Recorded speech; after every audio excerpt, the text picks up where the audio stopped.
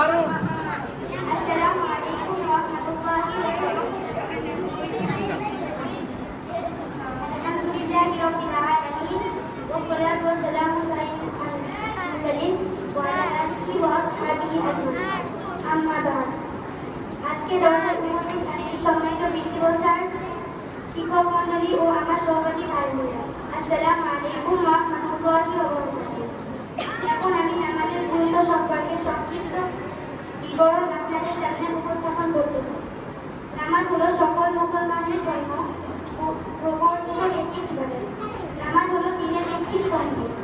নামাজ ইসলামের গুরুত্বপূর্ণ রকম। নামাজের মাধ্যমে আল্লাহর নৈকট্য লাভ করা যায়। নামাজ মুমিনের জন্য মিরাজ সম্ভব। রাসূল সাল্লাল্লাহু আলাইহি ওয়াসাল্লাম বলেছেন, তুমি এমনভাবে নামাজ পড়ো যেন তুমি আল্লাহকে দেখছো। যদি তাকে তুমি দেখতে না পাও, তবে মনে রেখো আল্লাহ অবশ্যই তোমাকে দেখছেন। নামাজ ইমানদার ও কাফেরদের মধ্যে পার্থক্য করে। এই নামাজ ইমানের বেদিক প্রকাশ। রাসূল সাল্লাল্লাহু আলাইহি ওয়াসাল্লাম বলেছেন, কারো ঈমান পরীক্ষা করতে হলে তার নামাজ দেখো।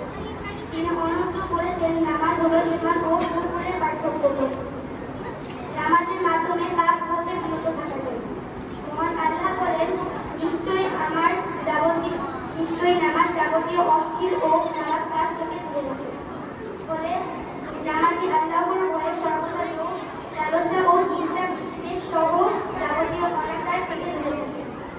নামাজ মানুষকে শিষ্টাচার শিক্ষা দেয়। তাছাড়া নামাজ মানুষকে ধৈর্যশীল ও বিনয়ী করে তোলে। রাসূল সাল্লাল্লাহু আলাইহি ওয়াসাল্লাম বলেছেন, যে ব্যক্তির নামাজ সুন্দর, তার কথাবার্তা চলাচল ও আচার ব্যবহার সুন্দর। পরিশেষে বলা যায়, ইসলামী জীবন ব্যবস্থায় নামাজের গুরুত্ব অপরিসীম। আল্লাহ তাআলা পবিত্র কোরআনে ৮২ স্থানে নামাজ প্রতিষ্ঠার নির্দেশ দিয়েছেন। তাই আমাদের উচিত যথাসময়ে সঠিক নিয়মে ৫ ওয়াক্ত সালাত আদায় করা। আসসালামু আলাইকুম।